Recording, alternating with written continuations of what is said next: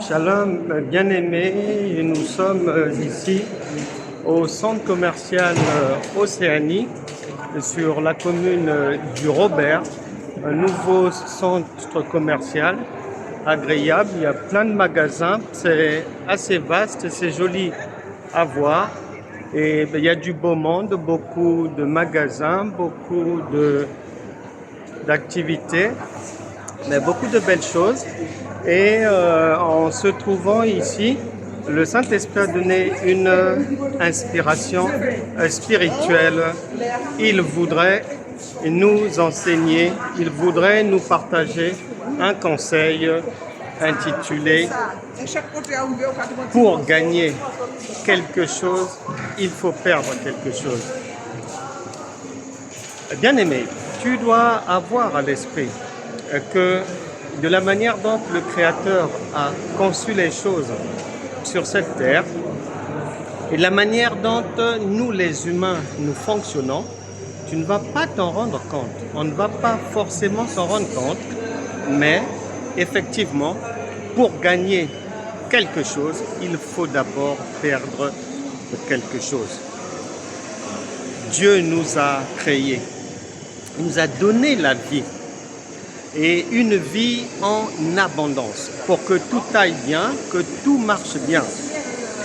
Ensuite, tu constateras, et c'est l'exemple le plus parlant, le plus concret, le plus proche de chacun de nous, une femme, pour donner la vie, qui est le plus bel acte au monde, donner la vie à un être humain, et bien la femme va passer par certaines situations indésirables, nausées, vomissements, les vergitures vont sortir, maux de tête, elle va prendre du poids, il y aura des contractions, douleur de l'enfantement, etc., etc.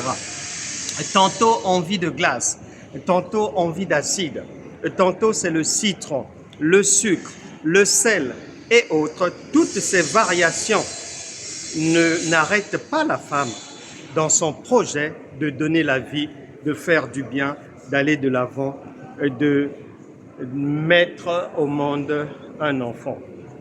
Donc, en toute chose, c'est pareil, que ça soit au travail, que ça soit dans la famille, que ça soit dans les relations familiales, conjugales et autres, tu retiendras que pour gagner quelque chose, il faut perdre quelque chose.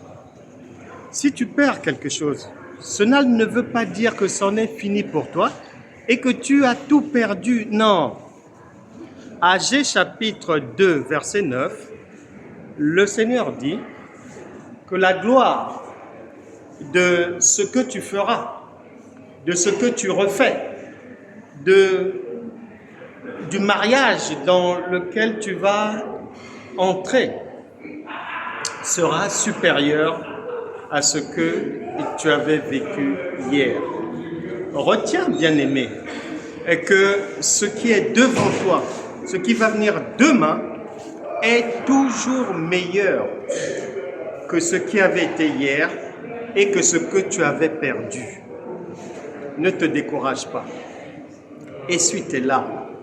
Ressaisis-toi. Même si tu avais donné, même si tu avais fait du bien et que les gens t'ont rendu le mal, ne te lasse pas de faire le bien, tu récolteras le moment venu. La Bible déclare, Actes des Apôtres, chapitre 20, verset 35, qu'il y a plus de bonheur à donner qu'à recevoir. Je vais prier. Même si tu hésites à faire le bien, même si tu hésites à donner, je suis là pour te dire aujourd'hui, de la part du Seigneur, que tu ne dois pas te relâcher. Tu ne dois pas craindre de faire le bien. Tu ne dois pas craindre de donner, d'investir dans l'œuvre du Seigneur, dans le gain des âmes. Là où tu entends la bonne parole, là où tu entends la parole qui te nourrit, là où la semence est très bonne et elle permet à ta vie, une fois mise en pratique, de changer, eh bien, donne. Car certainement que Dieu t'a aussi donné le don de la libéralité pour financer, pour aider. Ne sois pas un participant oublieux à la nature divine, ni un participant ingrat à la nature divine, ni un participant avare. Non. Dans notre royaume, le royaume de Dieu, tout est fait de telle sorte que l'amour puisse être le point focal, le point de partage entre chaque enfant de Dieu. Même si tu avais donné hier, même si tu avais fait du bien et que les gens t'ont mal rendu cela, je suis venu guidé et poussé par l'Esprit de Dieu pour te dire, ne te relâche pas, fais encore, mais continue encore. Si tu n'avais pas encore fait, commence à faire le bien, car il y a plus de bonheur à donner qu'à recevoir. Je vais maintenant prier pour que tu comprennes une bonne fois pour toutes que pour gagner quelque chose, tu dois perdre quelque chose. Et que si tu as perdu quelque chose, ce n'est pas la fin de ta vie, ce n'est pas la fin du monde, ce n'est pas une calamité. Les jours à venir seront toujours meilleurs pour toi, pour tes enfants, pour ta famille. Ne te lasse pas de faire le bien. Ne te décourage pas. Un échec, un abandon, un rejet, un refus, cela ne veut pas dire que c'en est fini ou que c'est la fin du monde. Non, la résurrection divine est là pour te faire rebondir, pour te relever, pour te donner ce que ton cœur désire. Il y a plus de bonheur à donner qu'à recevoir. Et pour que tu gagnes quelque chose, comme la femme enceinte, c'est le principe de la vie, très simple. Pour gagner quelque chose, il faut perdre quelque chose. La femme, elle perd des os lorsqu'elle a la grossesse. Elle ne dort plus, elle dort mal, elle souffre, tantôt sur le dos, tantôt à droite, tantôt à gauche. C'est pénible, les nausées, pas faim, le dégoût, etc., etc. Mais ça ne l'arrête pas dans son projet de donner la vie.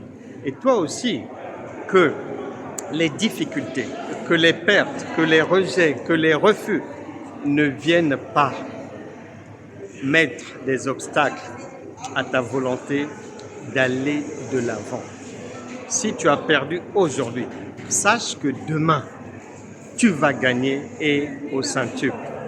Retiens ce que le prophète Agé dit en Agé chapitre 2, verset 9, et tout ira bien désormais pour toi. Parce que le principe terrestre est que pour gagner quelque chose, il faut perdre quelque chose.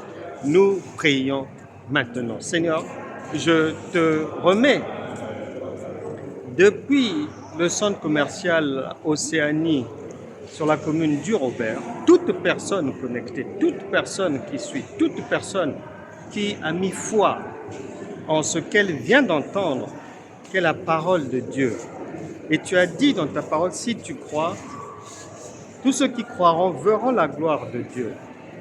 Au nom de Jésus, que toute personne qui était découragée, qui était dans un relâchement, qui avait abandonné, qui était confus, qui était dans la disgrâce, qui avait perdu tout espoir parce que ayant échoué, ayant été rejeté, et ça n'avait pas marché, l'entreprise a fermé, l'entreprise a fait faillite, il n'y a pas eu de soutien, il n'y a pas eu d'associé, que toutes ces personnes, au nom de Jésus, qu'elles reçoivent maintenant le secours de Dieu pour se relever. Et que toute personne qui avait du mal et qui souffre parce que, ayant cessé de faire le bien, ayant cessé d'investir dans l'œuvre de Dieu, que toutes ces personnes-là soient encouragées maintenant. Lève-toi et continue à financer. Le Seigneur te redonnera, te fera du bien au centuple. Je brise les jougs sur les vies de tout un chacun. Je dis non à la pauvreté, non au manque, non à la disgrâce, non aux échecs, non aux insomnies, non à toutes sortes de maladies.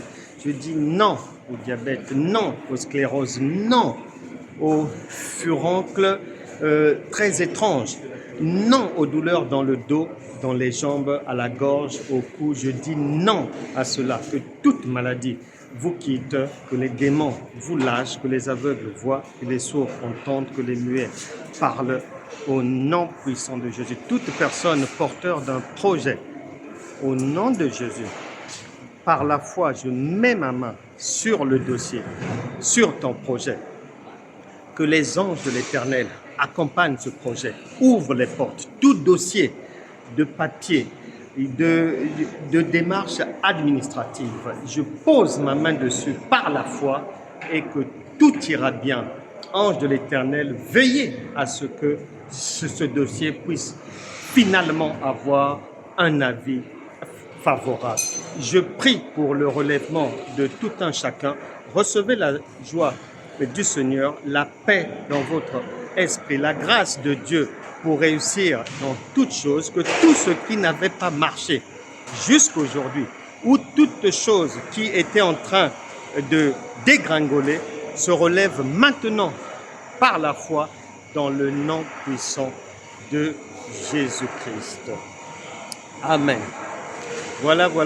Nous étions donc ici au centre commercial Océanie sur la commune du Robert. C'était un plaisir de passer au milieu de vous pour une nouvelle livraison spirituelle, un conseil divin du jour que je vous prie désormais de mettre en pratique. Que Dieu vous bénisse. On se retrouvera donc demain pour une autre livraison spirituelle. Au revoir.